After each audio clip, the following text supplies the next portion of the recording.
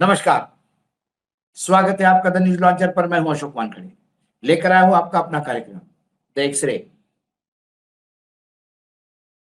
खबर यूरोप की है, खबर अमेरिका की है, खबर ईरान अमेरिका इजराइल युद्ध से निकले हुए परिणामों की जो गूंज है उस पे है। यूरोप में घुसेगी चीनी सेना, ट्रंप ने अमेरिका को मिटा दिया, फिर होगा महायुद्ध, ईरान ने बदल दिया वर्ल्ड ऑर्डर। ये सारी चीजें जब मैं कह रहा हूं आपको, तो मैं सबसे पहले एक एक खबर को आपके बीच में लाता हूं, जो एक से देखता हूं तो उसका विश्लेषण भी होगा। जर्मनी से अपने 5,000 सैनिक वापस बुलाएगा अमेरिका, मर्ज और ट्रंप के बीच में तनातनी की वजह। डोनाल्ड ट्रंप और फ्रेडरिक मर्ज के बीच जारी जुबानी जंग के बीच अमेरिका ने जर्मनी से अपने 5,000 सैनिक वापस बुलाने का फैसला किया है। इस फैसले से ट्रांस अटलांटिक रिश्ते और पूर्व यूरोप के नाटो देशों के बीच क्षेत्रीय सुरक्षा संतुलन को लेकर चिंता बढ़ गई है। अमेरिकी रक्षा विभाग पेंटागन ने जर्मनी से अपने 5,000 सैनिकों को वापस बुलाने का फैसला किया है। यह कदम ऐसे समय आया जब अमेरिकी राष्ट्रपति डोनाल्ड ट्रंप और जर्मन के चांसलर फ्रेडरिक मर्ज के बीच ईरान युद्ध को लेकर तनातनी बढ़ गई है। मर्ज ने ईरान के खिलाफ युद्ध छेड़ने को लेकर अमेरिका की आलोचना की थी, उसकी रणनीति पर सवाल उठाए थे। उन्होंने यह भी कह दिया था कि ईरान के सामने अमेरिका की को जिल्लत का सामना करना पड़ा है। इसके जवाब में ट्रंप ने सोशल मीडिया पर जर्मन चांसलर फ्रेडरिक मर्ज के नेतृत्व को बेहद खराब बताया। अमेरिका ने कहा कि मर्ज के नेतृत्व में जर्मनी को कोई समस्याओं का सामना करना पड़ रहा है, जिसमें इमिग्रेशन, ऊर्जा संकट शामिल है। बता दें कि अमेरिका की जर्मनी में बड़ी सैन्य मौजूदगी है, जहां उनके करीब 36,000 सैनिक तैनात हैं। इनमें से कई सैनिक रामस्टीन एयरबेस जैसे प्रमुख ठिकानों पर तैनात हैं। अमेरिकी रक्षा मंत्रालय के प्रवक्ता सीन पार्नेल ने कहा कि जर्मनी से 5,000 सैनिक वापस बुलाने का फैसला रक्षा मंत्री पीट हेग्सेथ के निर्देशन पर लिया गया है। इसे अगले 6 से 12 महीने में पूरा किया जाएगा। ट्रंप ईरान युद्ध में सहयोग नहीं देने के लिए नाटो के सदस्य देशों की आलोचना करते रहे हैं और इस सैन्य गठबंधन के औचित्य पर सवाल उठाया है। उन्होंने इटली और स्पेन से भी अमेरिका की सैनिक को वापस बुलाने के संकेत दिए। चांसलर मर्ज ने इससे पहले कहा था कि अमेरिका के पास कोई स्पष्ट रणनीति नहीं है और ईरानी शांति वार्ता में बेहद चालाकी दिखा रहा है। इस पर ट्रंप ने पलटवार करते हुए कहा कि आरोप लगाया कि मर्ज ईरान के परमाणु हथियार रखने के पक्ष में है और उन्हें स्थिति की समझ नहीं है। बता दें कि जर्मनी में अमेरिकी सैन्य तैनाती यूरोप में सबसे बड़ी है, जबकि इटली और ब्रिटेन में भी उसके हजारों सैनिक मौजूद हैं।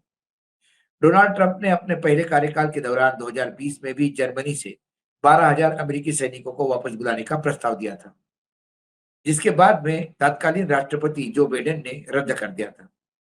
जब मर्ज के नेतृत्व वाली सरकार ने जर्मनी के डिफेंस बजट में भारी बढ़ोतरी की है और 2027 तक इस देश की जीडीपी के 3% से अधिक तक ले जाने की योजना बनाई है। वहीं अमेरिका पहले ही रोमानिया में अपनी सैन्य मौजूदगी घटाने का फैसला कर चुका है, जिससे पूर्व यूरोप के देशों में रूस को लेकर चिंता बढ़ गई है। ये पहला फेज है खबर का, जिसमें वो वापस बुला रहा है अपने वहां से। उसके बाद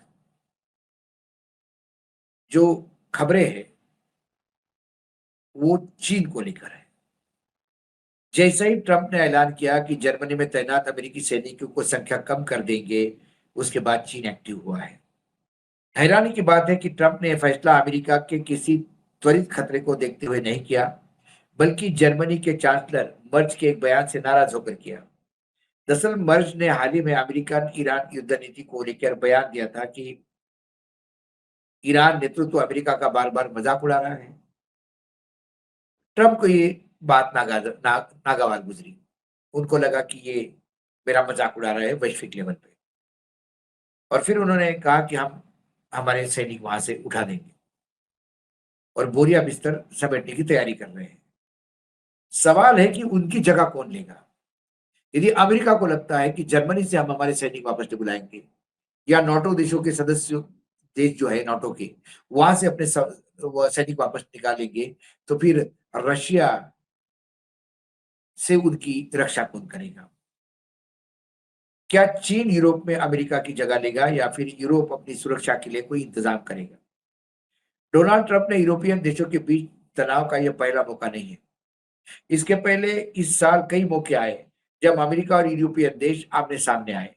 जनवरी 2025 में ट्रंप के दूसरी बार राष्ट्रपति बनने के बाद सब दोनों सबसे पहले रूस यूक्रेन युद्ध को लेकर अलग अलग खेमे में दिखाई पड़े। ट्रंप ने कहा कि इस युद्ध के समय और पैसे की बर्बादी बताया, यूक्रेन पर समझौता कर लेने का दबाव बनाया। वही यूरोपियन देश ट्रंप के इस कदम की आलोचना करते रहे, बल्कि दोहराया कि रूस यूक्रेन युद्ध यूरोप की सुरक्षा के नजरिए से अत्यंत महत्वपूर्ण है, क्योंकि इस युद्ध में यूक्रेन को हराने का मतलब है रूस की सीधी पहुंच यूरोप तक हो जाना है, जो सुरक्षा के लिहाज से यूरोप के लिए बेहद खतरनाक है। यूरोप और अमेरिका के बीच दूसरा टकराव ग्रीनलैंड और टेरिफ के मुद्दे पर देखने को मिला। ट्रंप ने आज शपथ ग्रहण करने के बाद ऐलान कर दिया कि वे ग्रीनलैंड को खरीद लेंगे या उस पर कब्जा कर लेंगे। ऐसे समय डेनमार्क, जिनके पास ग्रीनलैंड की रक्षा की जिम्मेदारी है, ने खुले तौर पर ट्रंप के फैसले का विरोध किया। डेनमार्क ने इसके साथ ये संदेश दिया कि अगर अमेरिका ग्रीनलैंड पर सैन्य कार्रवाई करता है तो उसे करारा जवाब मिलेगा। इस दौरान सबसे बड़ी समस्या यह थी कि डेनमार्क और अमेरिका दोनों ही उत्तरी अटलांटिका संधि संगठन यानी नाटो का हिस्सा है। ट्रंप को उम्मीद थी कि यूरोप के बड़े देश जैसे ब्रिटेन और जर्मनी, फ्रांस, इटली अमेरिका का विरोध नहीं करेंगे। लेकिन इसके उलट इन देशों ने सिर्फ ट्रंप के फैसले का विरोध नहीं किया, बल्कि यह भी कहा कि अगर जरूरत पड़ी तो सेना ग्रीनलैंड की रक्षा के लिए तैनात करेंगे। बाद में इन देशों ने कुछ सैनिक ग्रीनलैंड भी भेजे। ट्रंप ने अमेरिका के साथ यूरोप की नाफरमानी की तरह देखा और उसकी आलोचना की। इसके बाद ट्रंप दुनिया भर के देशों पर यह आरोप लगाते हैं कि टैरिफ लगाने का ऐलान किया और उन्होंने सालों में अमेरिका के नरमी का फायदा उठाया है। तो इसमें फ्रांस, जर्मनी, ब्रिटेन समेत 8 यूरोपियन देशों पे 10% का अतिरिक्त टैरिफ लगाया गया। इससे एक बार फिर यूरोप और अमेरिका आमने-सामने हो गए और तनाव बढ़ा। यूरोपियन देशों ने इस फैसले को गलत कहा, एक तरफा बताया और कहा कि जहां तक कुछ देश अमेरिकी की जवाबी टैरिफ लगाने की भी ऐलान कर दिया। टैरिफ और ग्रीनलैंड के मुद्दे के बाद ये साफ नजर आने लगा कि अमेरिका और यूरोप के रिश्ते में अब पहले जैसी मधुरता नहीं रही है। यह बात अब और स्पष्ट हो गई जब अमेरिका ने इजराइल के साथ मिलकर 28 फरवरी को ईरान पे हमला बोल दिया और स्टेट ऑफ हॉर्मुज को बंद कर दिया। इस लड़ाई की जो परिणति है, इसे खुलने के लिए यानी खुलवाने के लिए ट्रंप ने बाकायदा यूरोपियन यूनियन और नाटो को मदद मांगी, जो उन्होंने नहीं दी। वही समय था कि जब यूरोपियन देशों का झुकाव अमेरिका से हटकर चीन की ओर अधिक अधिक शुरू हुआ। जनवरी में फिनलैंड के प्रधानमंत्री पेटेरी ओर्पो ने बीजिंग की यात्रा की और उन्होंने शी जिनपिंग से मुलाकात के बाद कई बड़े व्यापारिक समझौते किए। इसके बाद जनवरी में ब्रिटेन के प्रधानमंत्री कीर स्टारमर चीन के दौरे पे पहुंचे।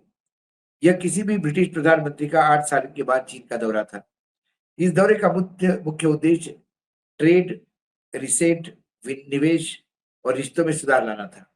स्टर्मर ने अपने दौरे के दौरान कहा कि चीन दुनिया की मैन्युफैक्चरिंग हब है, ब्रिटेन और यूरोप बीजिंग को नजरअंदाज नहीं कर सकते। इसके बाद फरवरी में जर्मनी चांसलर मर्ज ने भी चीन का दौरा किया, जहां उन्होंने उच्च स्तरीय बैठकों में हिस्सा लिया। इन बैठकों को लेकर अमेरिका की असहजता साफ दिखाई दे रही। ऐसा नहीं कि यूरोपियन देशों का झुकाव अचानक चीन की ओर मुड़ा, बल्कि चीन ने इसकी तैयारी ट्रंप की दूसरी बार राष्ट्रपति बनने के बाद से शुरू कर दी थी। इसकी शुरुआत जुलाई 2025 में हुई जब यूरोपियन संघ की अध्यक्षता वॉन डेर लेयन 25वें यूरोप चीन शिखर सम्मेलन के लिए चीन पहुंचे। इस दौरान उनकी मुलाकात शी जिनपिंग के समेत चीन के बड़े नेताओं से हुई। इसके बाद दिसंबर 2025 में फ्रांस के राष्ट्रपति मैक्रो बीजिंग दौरे पर पहुंचे, जहां दोनों देशों के बीच अहम व्यापारिक मुद्दों पर सहमति बनी। इसके बाद कई यूरोपियन नेताओं ने चीन के साथ व्यापारिक समझौते किए। इसी दौरान एक दिलचस्प बात और हुई। नाटो और चीन के पीपल्स लिबरेशन आर्मी यानी पीएलए के बीच सालों बाद बातचीत शुरू हुई। यह बातचीत ऐसे समय हो रही है जब अमेरिका और नाटो के रिश्तों के बीच में खटास आ गई है। ट्रंप लगातार बयान दे रहे हैं कि अमेरिका को जल्दी ही नाटो से अलग होना होना पड़ेगा। इसके बाद सवाल उठता है कि क्या चीन उस संगठन के करीब बढ़ाएगा जिसे उसकी सालों से अपने प्रतिद्वंदी के रूप में देखा है? और जब ट्रंप यूरोप से अपने सैनिकों को वापस बुलाने की बात करेगा, तो क्या चीन यूरोप में अमेरिका की जगह ले सकता है? चीन और यूरोप सालों से दो अलग-अलग ध्रुव की तरह काम कर रहे हैं। दोनों के बीच ऐसे कई मुद्दे हैं जिन पर मतभेद साफ है। सबसे बड़ा मुद्दा रूस यूक्रेन युद्ध है, जो यूरोप के लिए अस्तित्व और सुरक्षा का सवाल है। यूरोप किसी भी हालत में इस युद्ध को रूस को विजेता के रूप में नहीं देखना चाहता। वही चीन ने इस युद्ध के में सीधे तौर पर किसी का पक्ष नहीं लिया और बातचीत के जरिए शांति स्थापित करने की अपील करता रहा। लेकिन यह किसी से छिपा नहीं है कि वह इस युद्ध में रूस के साथ खड़ा है। तो क्या ऐसे में यूरोप का भरोसा चीन पर बन पाएगा? यह एक अहम और बड़ा सवाल है जिसका जवाब पूरी दुनिया देखना चाहती है। अमेरिका के जाना, यूरोप का चीन के पास आना, ये एक ऐसी डेवलपमेंट है जहां अमेरिका का नुकसान बहुत ज्यादा तौर पे दिखाई दे रहा है। और इस पूरे डेवलपमेंट की जो न्यूक्लियस पॉइंट है, जो एपिसेंटर है इस भूकंप का, वो ईरान है। ईरान के साथ अमेरिका और इजराइल ने युद्ध में जो मार खाया, उससे ही अमेरिका की जो मुट्ठी थी बंद वो खुल गई और सब अब आंखें उठाने लगे।